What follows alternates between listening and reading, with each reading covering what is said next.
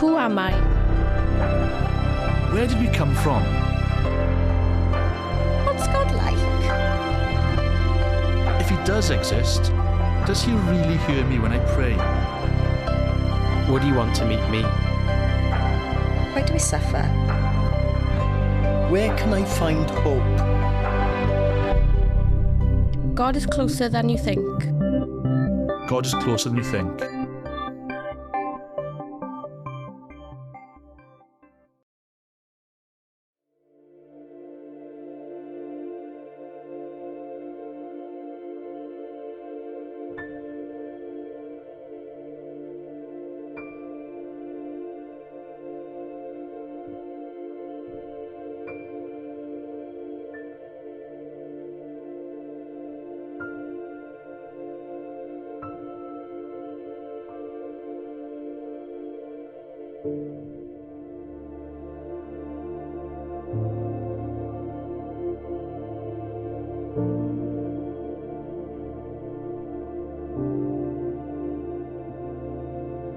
Where were you when the final whistle blew and we realised we'd actually won the Grand Slam?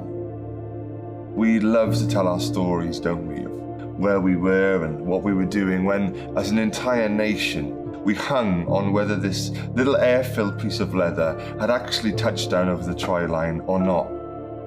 Up and down the country, people who may never have watched another game of rugby in their life were all watching, wishing, wondering, hoping we'd done it again. Growing up in Wales, rugby was always king of the sports. If you were on the rugby team, you walked a little taller than the rest of the school. You represented us. No matter who thinks otherwise, rugby is and always will be our beautiful game. Have you ever wondered what it is about sport that appeals so much? Whether you're a rugby fan or not, we all have these moments in our lives when we are so drawn into some sort of match or competition that all of our focus is on one single thing.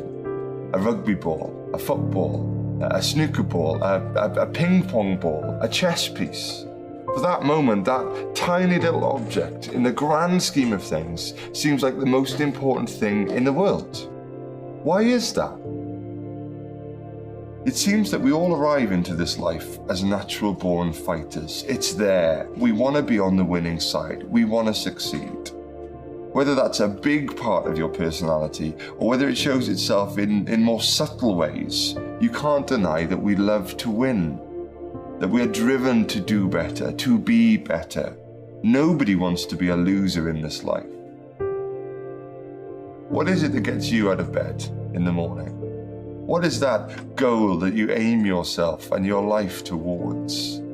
What line do you dream of crossing? That thing you want to be best at, that job you want to reach, that point you strive yourself towards, that person you want to be. At some point in all of our lives, part of being human means asking that age-old question, what is my life for? Does it have meaning beyond the 9 to 5? Does it have a purpose? Why am I here? Does my life have any value? When I am dead and gone and dust, will it matter that I was here?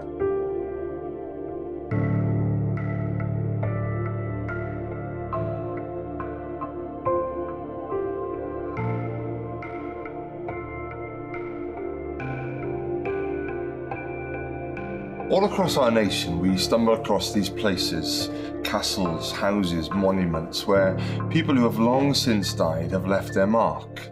They've taken their wealth and their power, and they've left that permanent marker on the map. I was here. I existed. I matter. And when they come to write up the history of this place and time, somewhere they will have to record my name. I was somebody. I was here. We can't all afford our own personal castles, but we do all dream of being important to somebody, of being recognized, known, and valued.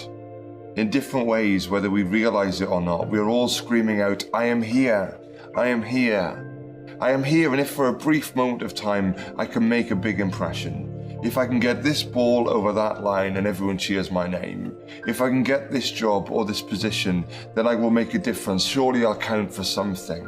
If I can get into that perfect relationship, build this life, this legacy, this reputation, then it will matter that I lived. My life will have meaning and I will have been here for a reason. Whatever it is that we aspire to, or whoever's approval we seek, you simply can't deny that we live with this need, this hunger for somebody to say to us, well played, you did well, well done. Why do we feel this way sometimes? Why do we seek for meaning for our lives and for the ultimate quest for the meaning of life? Where does that yearning for purpose come from?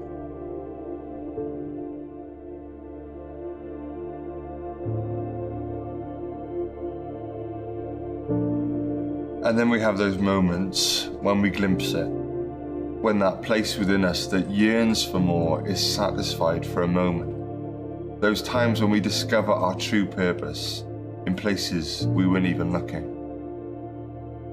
One of the most profound statements about the human condition is this, that God has set eternity in the human heart.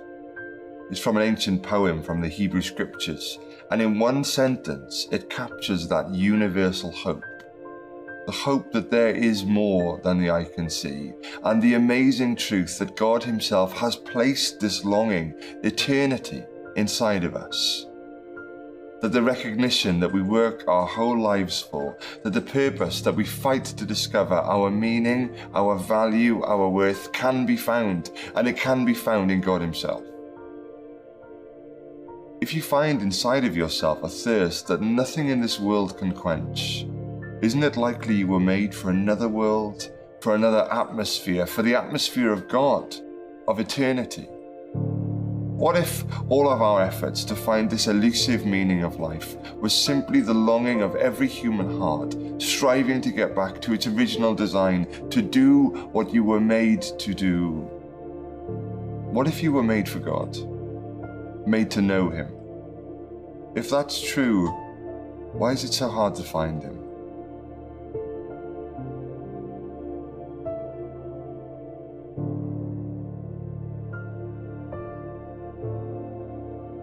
I remember once a tennis professional coming to the town where I lived and holding some basic coaching on a Saturday morning. And I went along with my mates and enjoyed hitting the ball back and forth, missing a point here, winning a point there. We took a breather, and feeling full of myself, I went and asked the tennis pro if he fancied a quick game, and he kind of chuckled a bit and agreed. And I remember him throwing the ball into the air, I remember him serving, but the next thing I remember is the sound of the ball hitting the fence behind me. I didn't even see it coming. Sometimes we don't know how bad we are until we see what good looks like, until we see the standard. I guess that now, even years later, the fact that I don't even know his name means that he wasn't good enough to compete on a national level. The question is, how good is good enough? In all our efforts to impress and our striving to succeed, if we were to try and stack up all the good stuff in our favour, we all know it would fall short of God's standard, that we'd miss the mark by a huge measure. I know it, and you know it. Even on a good day, I cannot compete. Deep down in the heart of hearts, we are striving for something that we can never achieve. But there is good news. The God who knows every strand of DNA in every cell of your body, who knows every thought that's ever entered your mind, loves you with an extreme passion. And long before you even started looking, before you even cared, before you were born, he bridged the gap that we couldn't. When we couldn't reach up to him, he reached down to us. He stepped down into our world, into our skin, and was born as one of us. Jesus, Emmanuel, God with us. The Bible says that though he was like us in every way, he was nothing like us in one respect. He never failed. He never missed. He lived the only perfect life this world has ever known. But the way of love is often offensive to those who walk the way of power and pride, and the world couldn't handle him. They wanted to wipe him off the face of the earth. They mocked him, they beat him, they killed him, crucified him on a cross between two thieves. The one who'd never done anything wrong dies there in the place of the guilty. The holy held up like the dirty, the innocent killed like a criminal. But what precious few people knew at the time was that that was actually part of his plan, to offer up his perfect life to God as a sacrifice for us. He substituted himself. He stands in my place. And what he offers to each one of us is an exchange. If we will give him our previous record, admit our faults, admit our failures, admit our need of forgiveness, he will swap his perfect record for yours. And you can finally live at peace with God and with yourself because of what Jesus has done. We can know that the past failures are paid for, that we are known and loved in the present, and that in the future we will receive the ultimate well done from the only person whose opinion of us will matter for all of eternity. What if your worth as a person was not found in what you could achieve? What if your value to God was not based on your success or even on your performance? What if you could discover the person that the God who made you and loves you created you to be? What if nothing else will satisfy? Think about it. Talk about it. Question.